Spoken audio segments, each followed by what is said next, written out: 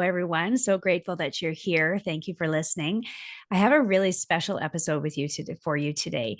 If we were sitting in the same room right now, I would ask you to raise your hand if you've ever experienced fear. And I can almost guarantee you that every single one of you, your hand would go up. And I think the reality of it is that we all experience fear. We all have things that, make us scared. They stop us dead in our tracks. We don't kind of go after leading our lives because what if it doesn't work out? Now, here's the thought today. What if we flip that around and we aren't afraid of failing, but instead we actually have the freedom to fail? Would that help you overcome your fear? I believe so. And today's guest is going to help you by sharing her story of how she did that exactly. I'm super excited to have her here. So, welcome to the show, Jennifer. How are you feeling about being here? Thank you very much for having me. I'm excited and honestly a little afraid of failing. So this is perfect for me. Perfect in alignment. So, give us a little bit of a starting point here. Tell us a little bit about how you came up with this adventure that you're on right now, that giving yourself the freedom to fail. Yes, thank you. So what happened is a couple of years ago, I was asked to write a chapter for a book. And the book was called Conversations Over Coffee. And the subtitle was Real People, Real Stories, Real Success. And when I saw that subtitle, my first thought was, no way, I do not want to do this. But I knew the person wouldn't accept a no, so I needed to kind of delay my no. So I'm like, let me think about it and I'll get back to you. And I thought about it and I was trying to come up with a good reason not to. And I realized the reason I didn't want to is because I was afraid of what people were going to say. That people were going to be like, why is this person in a book about success? She's not successful. She's not good enough to be in this book. She doesn't belong in this book. And really, I realized it was the fear of people judging me is why I didn't want to be in the book. And I had actually just heard a quote by Tony Robbins, and it was that which you fear is what you must do. I'm like, oh, darn, I guess I need to do this then. And so I said, yes, I will do this. And it actually was a really good experience because it had me reflecting on, why did I have such a strong reaction to the word success? Why did I feel like I wasn't enough? And it really helped me. I thought it kind of cured me of feeling that I'm not good enough, which is kind of funny now. And so I wrote my chapter, submitted it to the publisher, and then went on with life. A couple months later, I was in Revelstoke, BC, and received an email that the book was about to be sent to the printer. And I got this knot in my stomach. I thought I was going to be sick. I had total panic. I'm like, oh my gosh, people are actually going to read what I wrote. And I actually shared things which I haven't really shared with people. So I was so anxious. I'm like, what have I done? What have I done? And then I realized there's nothing I can do. So just carry on. The next day, so the very next day, I went paragliding. And that's where so I went with an instructor, so the tandem paraglide. We are in harnesses, we're connected together. We have a parachute behind us. And you basically stand on the mountain, wait for the right wind, and you run off the mountain and hope that your parachute takes you gently back down to earth. And afterwards, I realized I was more nervous about the book coming out than I was running off that mountain. I thought, wow, I would rather die than have people judge me. I'm like, I don't know if that's normal. And I certainly don't think that is good for me, that I need to do something about that. And I wasn't sure what to do. So I kind of, was thinking about it for a while. And then I'd say about a month later, I'd heard the story of Sarah Blakely with Spanx. And she had shared how every week her dad said, what did you fail at today?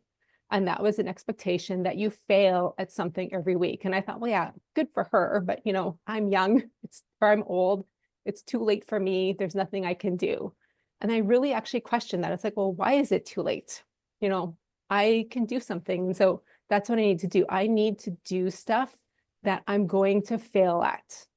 And so that's kind of how I came up with it, to do things intentionally to fail and to kind of get over that fear of people judging me. And yeah, so I did that and did many things, and it just was way better of an experience than I thought it was going to be. I learned so much because of that. Oh, that's so interesting. Now, you said something, I mean, there's so many parts to this, and I'm going to get you to share more about your adventures, but first I want to ask you because you said something about I think it's kind of funny that I thought it would cure my feeling of like not being enough or not successful. Why is that funny? I'm curious. Well, I think I just thought that I had dealt with it, right? Then I'm like, Oh. okay, I got over this, not feeling that enough. And yeah, that I really had dealt with it. But, it's kind of like, personal development is like an onion, right? There's always layers to peel back. And so, yes, I've gone over some of it, but there's always another level. So, Really, truly, it's kind of like a mhm, core base. I love how you said that. I always think of that movie, and I think it's such a funny thing when Sandra Bullock in that movie, The Blind Side, when he is going off to college and she's helped him get there, and she's like, just go, I'll be in the truck, and she just mhm, walks away and goes sits in the truck. And the actor looks at Tim McGraw, the other who was playing an actor. He said, why does she do that? And he said, she's like an onion. You just got to peel it back one layer at a time. mhm, And it's so true because there's always another level to discover. And that's what's so truly inspiring to me about everything that you've done here, because every time it's not a one time thing. It's like, I'm going mhm. to overcome that. Ooh, I'm scared of that. So what I heard was number one, you were super aware. You were actually digging into the questions of like, why am I more afraid of people reading my words in a book than jumping off a cliff. So that awareness and that kind of questioning is really incredible. Like that's the first layer, right? So then you Mhm. do that, but then it keeps coming up. It's a constant journey of like understanding your potential. And you can't just think it's a one and done. It's personal growth and development. It requires consistent growth and learning. Usually, I use the analogy of you wouldn't go to the gym and one time and expect to have muscles, or you wouldn't take just one vitamin. They say it's one a day because you keep doing it. There's a reason for that, right? So that's what you've done here. So you've tackled failure and your fears by giving yourself the freedom to keep doing them. And what's happened every time you've done it? Like, I'm going to ask you to share some of the experiences, but just give us a quick synopsis of what has happened each time you've done it. What have you learned or Yeah. discovered? Yeah. And I think like each time is certainly different and each time has a different lesson for me. Now, I shouldn't say that. Sometimes the lessons repeat because apparently I haven't learned them all necessarily. But yes, each time there's something different. And I found kind of like going to the gym, the most challenging things that I did were also the ones with the greatest lessons. And so I think that was also really important that the more, yeah, if something I think, oh, that's too much, it's like, well, it's probably actually going to have a really good lesson. So let me try it. So, give us an example of that. What's one of the most challenging ones that's had the biggest lesson? Oh, there's a couple. One I would say is I did an 8 hour mountain bike race. And I love mountain biking, but I mountain bike for about an hour. So, that's 8 times more than what I would normally do. So that was very challenging for me, certainly physically. And I think one of the biggest lessons for me is to ask for help. I'm just because of my childhood, I was very independent and I've been very independent throughout my life. And I realized very quickly, I don't know how to train for an 8 hour event. I don't know physically how to train for it. I don't know the hydration and the food and all of that. And so I needed to ask for help and ask a couple of mountain bike friends who are also coaches, right? How do I actually train for this? And I think that was important. And then also during the race, getting help and support during the race as well. So I wanted to keep biking. So, I had a friend fill my water bottles, which I know seems small to some people, but for me, it actually was difficult asking for someone to help me. I wanted to do it all on my own. And I quickly realized I couldn't. I needed help. Amazing. Tell us about another one. You said that there was another one that came up. Like you said there was a few. So tell us about another one. That's one example. So you Yeah. learned the lesson of why do I so in this challenge, so I'm just going to kind of summarize it, tell me if I've got it Mhm. right. So in this challenge of mountain biking, you were like I got to learn to ask for help, which is difficult for me. So you started doing that. So Mhm. instead of failing by yourself, you kind of created a plan and said, you know what, I got to do this, but this is uncomfortable, but I'm going to do this anyway because I'm giving myself the freedom to do that. Yes. Yeah. And I knew that, I mean, that's one of the lessons of that. I think also, in the mountain biking in particular, the I can do hard things, right? That Mm, it was hard. And honestly, there's a couple times where I fell and I had to get back up. And there's one section where the first time I fell and then having to go through that section again because it was a loop. Like every time I could sense myself nervous. And I really had to talk to myself and be like, you can do this. It's okay. You got this. And really that self-talk was really important during that because yeah, like I said, I did wipe out and I needed to still mhm. keep going. Yeah. Wow. So sheer will and determination as well. But I'm really hearing a strong conviction that you're like, I've decided I'm going to do this and I'm going to get every lesson from it that I Mhm. possibly can. I'm going to kind of push my limits. Yes. Yeah. And I mean, certainly the mountain biking absolutely pushed my limits, certainly physically and mentally. And I think like, so another example would be I took a beading class, like an indigenous beading class, and I consider myself pretty crafty. So I actually thought I would be pretty good at it. And the instructor showed us what to do. And I went back to my station and it was like I didn't know anything. I had no clue where to even start. So I actually had to go and get her to come over and like walk me through it step by step. And so she helped me get started. I made a mistake fairly quickly, had to take out all my work, restart it. Then I did some more, made another mistake, had to restart it again. And so the third time I had to start it, like everyone else was working on their project, no one else had to restart it. And I started to think, wow, like, how am I so bad at this? I thought I would be good at this. And I think because I was intentional about why I was doing it, before this, I honestly, I would have beat myself up. I would have said, wow, Jen, you really suck at this. How can you be so bad at this? Everyone else Mm, is doing it. Like, what's wrong with you that you're so bad at this? Really, you should be ashamed that you're having to restart 3 times.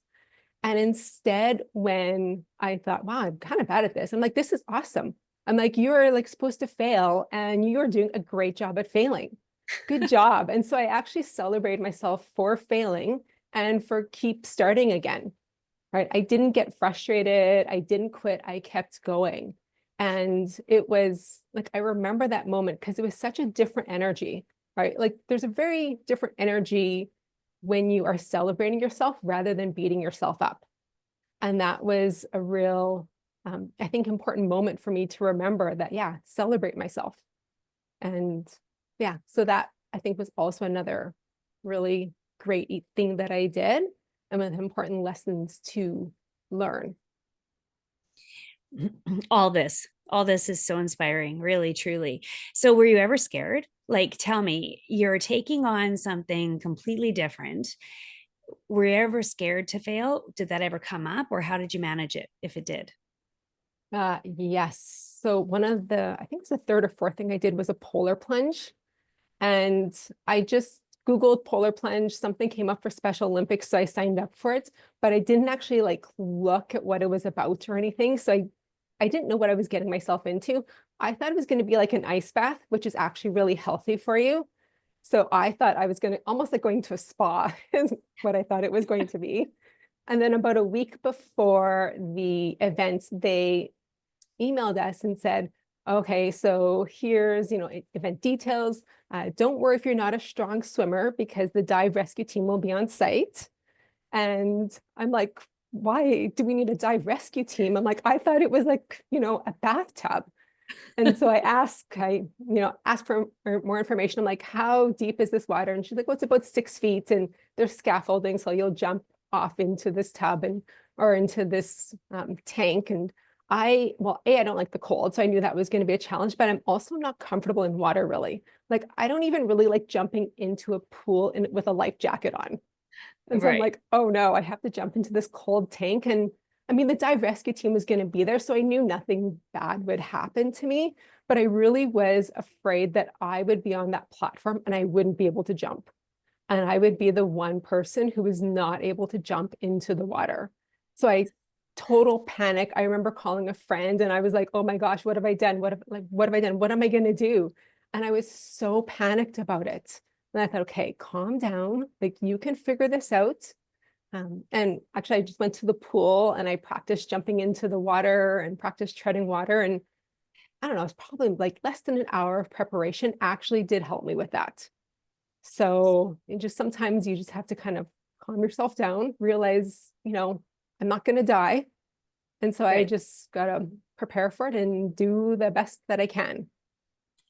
Oh, I just you're reminding me of something. It's so fun listening to you. I was at Tony Robbins actually. So my very first personal growth and development event that was like big scale.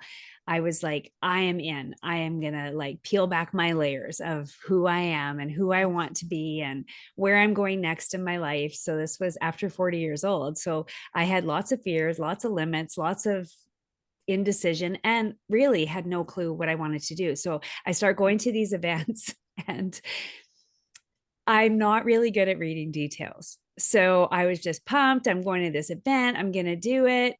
And I'm going to Tony Robbins. Oh my gosh, I've listened to him forever. I'm going to do this thing. And it's called Unleash the Power Within. And I'm going to unleash my power within myself. It's going to be so great. So, anyway, we get there. No, we're on our way there. And my girlfriend who was going says to me, I'm really scared about the fire walk. And I was like, oh, what are you talking about? I didn't even know there was a fire walk. And she said, well, we're going to like walk on fire. And I was like, what? I had no idea. And she was so scared. And I was like, oh, whatever. No big deal. If there's a fire walk, I'm sure it's safe or he wouldn't do it. So I'm sure it's fine. But she was really stressed about it. And she was like reading all the details and Googling all the experiences of people. And people were talking about blisters on their feet and they can walk for Mm. days. And her fear was getting bigger and bigger. So we get to this event. And this whole time I'm like, oh, it's fine. I'm in. Like I am doing this experience. I'm totally fine. Whatever it is, I trust it. I'm going to do it. Anyway, we get there that day and we're sitting in the seats. There's all kinds of wonderful energy. And she keeps like looking through the notes of like, when is it coming? When is this part of the program? Like she is completely freaked out. And what I noticed was the more freaked out she got, at first I was totally fine. And then I started feeling a little freaked out because her fear was starting to go into me. And then I was like, my role here is to calm her down. So I was like trying to calm her down. I'm like, it's no big deal. Like, we're going to do it. And she's like, I don't know. I don't think I'm going to do it. And I'm like, well, I'm all in. So I'm going to do it. And I think you should do it with me. But then Tony started talking, and Tony started talking about the experience and what it was going to be and doing all kinds of liability things and telling us all that we don't have to do it if we don't choose to. And all then I started feeling this fear inside of me building and building, and I didn't have any at first, but my brain started going crazy as the more that she talked about, or he talked about it, and the more she was freaked out. So, anyway, the real kicker of this whole story is that we took a break. And when we go outside the building, you actually got to see the fire burning where you were going to walk. And I was like, oh my, that looks very hot and very long and very scary. So, anyway, what the whole thing came full circle. We go into the evening. I'm like doing this internal battle. Should I do it? Should I not do it? I don't know. I'm scared, but I want to. I'm all in. I'm going to do this. And then I realized what the exercise was all about. The exercise was all about, even Tony talking about it, was all about getting us to face our fears, to Mm. feel that fear and do it anyway. And I'll tell you, there was nothing like it when I stood on that end of it and I walked across that. I didn't even feel how hot it was until halfway. I mean, I was in bare feet. I didn't even realize I was on hot coals that had been burning all day until about halfway. And then it was like, oh my, this is hot. And I got to the other side and I learned so much about fear and how it can become real the more that you play with it and keep it in your mind and listen to other people, and it's like it can completely overtake you when really you can control your fear. And that's what we're talking about here today. You've learned a powerful way to take hold of your fear by giving yourself freedom to experience it. Yeah, exactly. And I think because I practice it, I'm getting better at it, right? I mean, person's always going to feel fear, And in some ways, you actually want to feel fear because there's some situations you need to be afraid of. Right. But it's really recognizing, okay, what is the actual fear and what is it about? Right. And, in my case, this entire project, like I wasn't doing anything that can kill me. That was kind of the one caveat. I can't die from it. So it's things that I can fail at. And honestly, my biggest fear was other people judging me. Right. And so that's what I had to really work through, is that fear of other people judging me because I knew it was holding me back. And how did you do that? So you were afraid of other people judging you. How did you do that? Like, give Yeah. us the real goods on, because I think everybody listening at some point or another has been afraid of what people are going to think. If I don't succeed, or if I fail, like, we're so consumed by the judgment of other people. Mhm. So, tell us, how did you do that? How did you overcome that? Yeah. So I posted everything that I did on social media and I posted it. And I posted what went wrong. Right. And when I posted that I did this and it didn't work out, or yeah, and how I, you know, failed, so to speak. I actually would say I don't think I considered anything a failure because I learned from it. But nonetheless, when I was posting it, I felt like a failure because, for example, I did glass blowing and I blew up a glass ball, right? So I posted that, or I Mm. posted, yeah, just the things that I failed at. And because I was worried about people, yeah, I was worried about people judging me. And then I realized that no one was actually was judging me. Or if they were, they certainly weren't saying that to my face. Now, behind the scenes, maybe they're like, okay, why is she posting about jigging? Does she really need to do that? But no one was saying that to my face. And I realized that people were very supportive of me and supportive of me trying new things. And even if they didn't go according to plan. So accepting that support again. And I also realized that if anyone was going to judge me for trying something and failing, that people who have done that before aren't going to judge me. And if they do, then really they're not my people, right? They're not the people Mm. that I necessarily want in my life or want to take that judgment from. And so I think it helped recognizing, I know, Corliss, you've said this before, like, who are you actually going to take advice from? And it's kind of Mhm. the same. Who are you going to take judgment from? The people who have tried before, they're not going to judge you. Mm. Brene Brown says it's not the critic who counts, and she's really known for that. Of Mhm. course, she quotes, I can't remember the original source of that, but it's not the critic who counts. And it's the ones that have been in the arena that are doing it just the same as you. It's not the people in the bleachers that are, watching the show.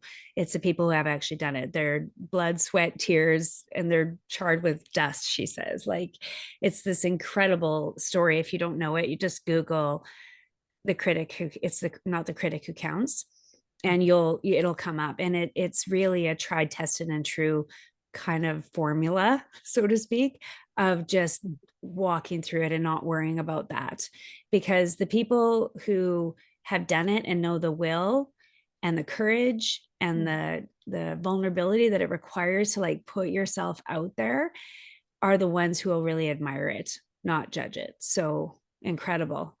You get to choose where you put your focus. Are you going to put it on the people who will judge, or the people who you could help through your story? So I'm hearing vulnerability and being really real with the whole experience. That's what I was hearing as you were talking, and having the courage to do that. Another Brene Brown research fact is that you can't have vulnerability without courage. It takes courage to be vulnerable. So well done. Mhm. Like, bravo. So good. There's two things that you actually said that I want to bring back for the audience that I think are really important, because these are the two questions. So, Jennifer has referred to a few times now about doing some reflection and really sitting and thinking about it and asking herself, like, the deeper questions. Here's the two questions that she said, in passing, that you might not have caught. And this is where you could actually apply everything you're becoming inspired through Jennifer's story and apply it to your life. What is this fear? So, really asking yourself, what is it that I'm really scared of here? And, like, what is this fear? What am I scared of? That's the first question. And then, what's that fear really all about? So Jennifer has demonstrated this so beautifully for us because it was like, hey, I'm feeling this fear. What's it really about? And if you peel back those layers, you'll find your answers. They're already within you. You just have to get really honest with yourself. Yeah, absolutely. And yeah, that self-reflection, I think, is so is just so important. Is there anything else like that you were asking yourself? So, what is this fear? And what is this really about? What was kind of the next thing? Was it a decision to say, okay, I'm moving past this. I know what the fear is. I know what it's really about. What was the next thing? Yes, the next decision was like I knew it wasn't serving me, right? Mm, So like from the very beginning, it's like, okay, this fear isn't good for me. It's not serving me for my next stage of my life or the next level of my life. And so that was certainly part of it. And I would say one of once I kind of knew what the fear was, um, I really asked myself, like, why? Why was this important to do? And to be honest, I didn't know what the outcome of this, project would be. I didn't know what the impact would be, like logically, but I knew in my heart that it would have an impact. And so I just had to go with not fully knowing, but knowing that this was going to have some sort of positive impact for me. And I mm-hmm, think that why, which really, again, it's the core of your being, is really important as well. Because that helps you move past the fear, right? When your why is bigger than the fear. mm-hmm, mm-hmm. You don't have to see the whole staircase. Just take the first step, and you're not going to have the whole picture all the time. But you said, I knew it was going to be good for me. So it's almost like that inner knowing of like, I'm going to challenge myself. I don't exactly know how this is going to turn out, what's going to come out the other side, how it's going to impact me or anybody else. But I just have a feeling it's going to. So I'm going to just do it. So almost like giving yourself the freedom to fail, literally, like giving yourself Yeah. the freedom to just do it, not knowing the outcome. Yeah. And especially that how, because like I am very analytical. And so I like to know every step of the way until my final outcome. And I didn't in this case. And like initially, I wanted to have like a full year of events planned. And I only had 3 events that I actually had in my brain. And I started to get kind of bogged down in the how. But you're right, I had to just start. So I had 3 things planned and I just started and just had to trust that more events would come up and more ideas would come up as I progressed, which is what happened. And I think part of it is, once I started and I put it out there, people were kept telling me about things. Oh, you should do this, you should do that. Things came into my life. I noticed things. And I mean, part of that is, your brain. I mean, you talk about your reticular activating system, right? When you buy a new vehicle and suddenly you see that new vehicle everywhere, right? It's the same thing. Your brain will look for things. So if you're asking it to look for these opportunities, your brain will look and will find those opportunities for you. And if your brain is telling you to look for the things you should be afraid of, you will focus on those as well. That's exactly what was happening with my girlfriend with the firewalk. I mean, she was looking for everything. She was Googling all the bad things that could happen Hmm. from the firewalk, you know? So it's like Yeah. if you go looking for it, you're gonna find it one way or the other. Start before you feel ready has come up for Mhm. me as you're talking. So start before you feel ready because you might never feel ready. So you just got to start. And the interesting thing about starting is once you start, it encourages you to keep going. So it's Mhm. like, I just got to start. Like there's no perfect time. There's no perfect anything. Like stop waiting, start doing, and things will just start to kind of show up for you. My theme for, I don't know what year it was, a couple years ago, was jump and the net will appear. And I was just like, Mm. I am just jumping. I just keep jumping. And you know what? Every time I didn't even know. Now, I'm not saying do ridiculous things with your finances or move or leave a relationship or like not that kind of thing. But it's like when you're pursuing your dreams and challenging your inner self, jump, just jump. Yeah. The net appears. It's almost like the universe, God, whatever you call it, rewards the courageous. You end up Mhm. just getting rewarded with all these crazy things coming your way because you had the courage to just go for it and to trust that it was all going to work out. You're here for a reason. You have a Mhm. purpose. Challenge yourself some, or you'll never find out what that could be, or what you could be, or what could happen for you or the people around you through your experiences. So Yeah. just do it. Nike's slogan, just do it. Right? Yes. Yeah, absolutely. And like I work in health and safety. So a person shouldn't be reckless in doing things, but you do need to take risk. Like I think Mm. of like I feel like I've had an incredible life, and it's because I've taken risks all throughout my life. And that really has led to a fuller life full of many adventures and many experiences and meeting many people. And I would say this failing project really just kind of, again, it helped level me up to actually maybe not level me up, level me down, go with inside me and shed some of those beliefs and those patterns that weren't serving me. I think that's actually what how I would describe it is more, it was going within and doing that Ah, kind of work. Yeah, it was, I think, interesting. more about shedding than growth, actually. Interesting. Mhm, Yeah, I guess that's the difference between development and growth. And mhm. it's all just language. However, I do want to ask you something. You talk about taking risks and kind of starting before you feel ready and jumping in the net will appear. That's what we've talked about. Now, tell us about some of the things that you've been rewarded with. So, just because you put it out there, because just because you started this journey, have things shown up for you? Yeah, absolutely. One of the things, so I am not comfortable with um, public speaking. And I decided that I wanted to do something public speaking, and I found like an online event to do that. And then I was thinking, like months later, I'm like, I want to do another event. I want to do more public speaking. It really, and I wanted to do it because it scares me to death. And that's why I wanted to do it. I wanted to challenge myself. I wanted to fail. And like, I think it was like 2 weeks after I had that thought, like you approached me about speaking at Reconnect. And I was like, how did this happen? Like, I literally was just thinking about it. And then you reached out to me. And it was like, yes, the universe has your back. And so does Corliss. So there we go. I have you in the universe in my life. Oh, that's so funny. That's so funny. I sometimes when those stories happen, because I had no idea that that was one of your intentions. I had no clue. And when you said that to me, and there has been other instances, Tracy Donald, she said, "You're not going to believe it. I literally just put on my vision board, be on a podcast." And then you contacted me and said, "Would you be on my podcast?" And I said, "Oh, yeah, I get to like in tune with the universe. It's like I'm doing universe work or something because it's like they just call me and be like, hey, you should think of this." It's like they plant the idea. So energetically, I'm convinced that we are all connected. It's like you planted it there.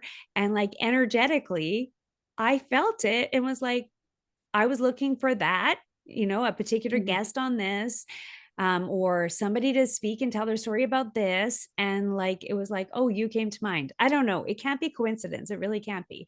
I really believe that the courageous are rewarded, and those who are choosing to lead their lives and set intentions and be on purpose in how they're living are going to have things show up for them. I just think they are, you know? Yeah.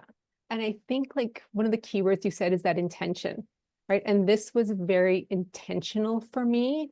And I think that's why I was rewarded with the experiences and with the lessons, because I was intentional in what I did. And I was intentional in that I wanted to learn from it, right? And I wanted to grow from it and shed from it as well, right? So I think being Mm, intentional was one of the key things. And it's honestly, I think it's the key thing to living your life, right? And living, right? And leading your life.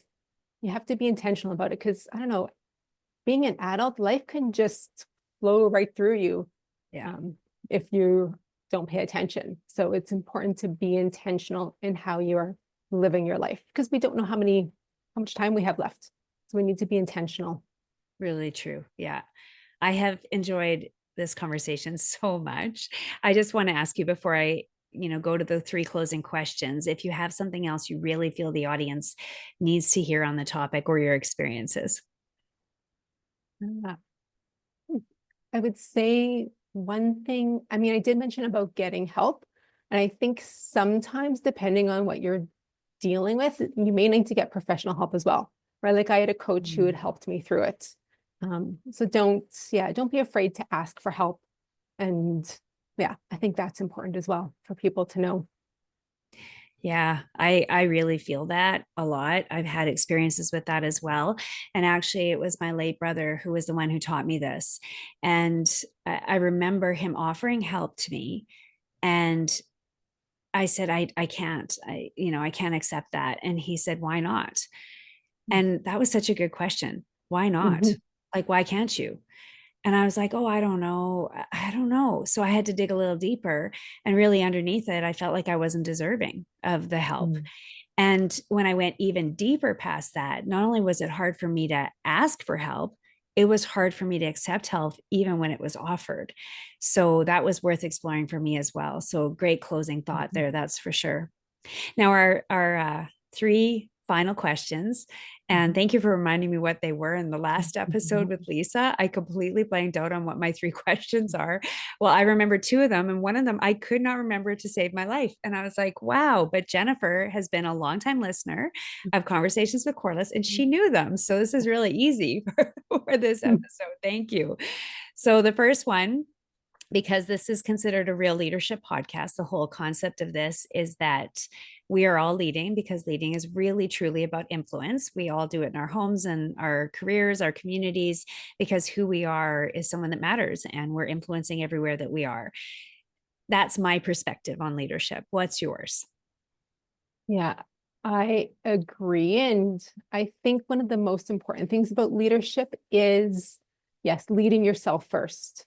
Mm, And I think a really important thing for leaders to do that they struggle to do is to take care of themselves. So take care of yourself, fill your cup, take care of yourself physically as well. And I think a lot of leaders don't. They think that they have to sacrifice themselves for others.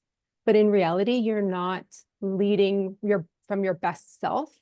And so you're not being the best leader. I think back to my moments when I wasn't my best leader, it's because I was struggling physically and mentally. Right. And so if I want to be the best leader I can be, I need to take care of myself. So that way I have the energy to help others, but also so I can demonstrate to others that it's okay for them to take care of themselves as well. mm, And so really to lead by example. And I think that's so important in mhm, workplaces and in lives as well. mhm, mhm. Can't pour from an empty cup. We hear it over and over again, but I Mhm. love Dr. Wayne Dyer's take on this, or one of the ways that he spoke about this was that you just can't give what you don't have. If you don't have it in you, you can't give it to anyone else. And that comes from every aspect of your life. So great Mhm. thought there. Now, how about a book or a podcast that you really want to recommend, that you feel like everyone needs to read, no matter what, or everyone needs to listen to? Yeah, this is so hard. And I had a recommendation, but Lisa from your last episode actually made the same recommendation. So I'm not. People will need to Okay. listen to that episode to find out what is also my recommendation. I think based on the conversation, a great book that I like is Worthy by Jamie Kern Lima. And that I Good think is choice. a really good book for people to listen to if they're feeling not worthy, or if they're feeling that they're stuck in life or just not where they want to be in life. That it was a really Mhm. great book. Fabulous. Great recommendation. And yes, go back and listen to that episode between Lisa and I. It's the last one. It's so good. She offered so much value. So thanks for that Mhm. too. Okay, final closing question. Based on all of the highs and all of the lows and everything that you've been through in your life, if you could leave everybody with just one piece of advice, what would it be? Breathe, take a Mm, deep breath. I think as people, I know it sounds silly because obviously we're breathing, we're still alive, but I don't think people breathe deeply enough. We get stressed. Life can be stressful, and we just need to stop and breathe. It helps us physically, it pauses us mentally. So I think just stop and take a deep, deep belly breath. Amazing. Okay, let's all do that now.